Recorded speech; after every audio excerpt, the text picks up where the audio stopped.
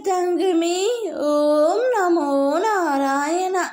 தேவையில்லாமல் உன்னை நீயே வருத்தி கொண்டிருக்காதே.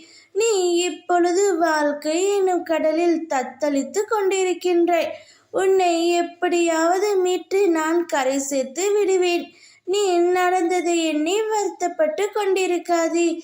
யார் உன்னை வெறுத்தார்களோ, யார் உன்னை உதாசீனப்படுத்தினார்களோ, யார் உன் நம்பிக்கையை கெடுத்தார்களோ, அவர்கள் முன்னே வளர்ச்சியடைந்து உன் வாழ்வில் வெற்றி பெறத்தான் போகின்றாய். கவலை கொள்ளாமல் இரு. கோபம் எதற்காகவும் கொள்ளாதே. உனக்கு வரும் அனைத்தையும் நான் ஏற்றுக்கொள்கின்றேன். என்னுடைய அனுமதி இல்லாமல் உனக்கு எதுவுமே நடக்காது. உனக்கு பின்னால் கேலியாக பேசுகிறார்கள் என்று நீ வருத்தப்பட்டு கொண்டிருக்கின்றாய்.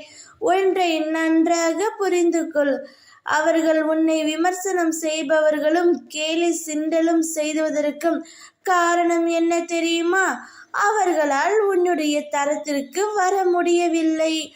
அவர்கள் உன் நிலையை விட கீழ் நிலையில் உள்ளார்கள். உன்னிடம் இருப்பது போன்று அவர்களிடம் இல்லை. அதனால்தான் அவர்கள் உன்னை துன்புறுத்தி ரசிக்கிறார்கள் தங்கமே. உன்னை துன்புறுத்தும் போது நீ சற்றும் கவலைப்படாமல் இரு. அவர்கள் இன்னும் அதிகமாக காயப்படுத்த முயற்சி செய்கிறார்கள். அவர்கள் முயற்சிகள் அனைத்தும் வீண் போகத்தான் வேண்டும். நீ அதுவரை பொறுமை காக்கத்தான் வேண்டும். நீயும் அவசரப்பட்டு ஆவேசப்பட்டு அவர்களிடம் சண்டையிடக் கூடாது என் தங்கமே. உன்னை சுற்றி அனைவரிடத்திலும் உன்னுடைய குறைகளையும் உன்னுடைய கஷ்டங்களையும் நீ கூறி அவர்களிடம் ஆறுதல் தேடுகின்றாய். நான் முக்கியமாக உன்னிடம் கூறுவது, அனைவரிடத்திலும் அனைத்தையும் பகிர்ந்து கொள்ளாதே என்பதுதான். உனக்கு முக்கியமான உறவு யார், உண்மையான உறவு யார் என்பதை நீதான் தெரிந்து கொள்ள வேண்டும். அவர்களிடம் மட்டுமே உன்னுடைய நிறை குறைகளை பகிர்ந்து கொள்ள வேண்டும். அனைவரிடத்திலும் கூறும் பொழுது உனக்கு பின்னால் சதி செய்பவர்கள் உன் கஷ்டத்தை பார்த்து சந்தோஷப்படுகிறார்கள். உனக்கு பின்னால் சதி செய்பவர்கள் ஒருவர் அல்ல, இருவர் இருக்கிறார்கள்.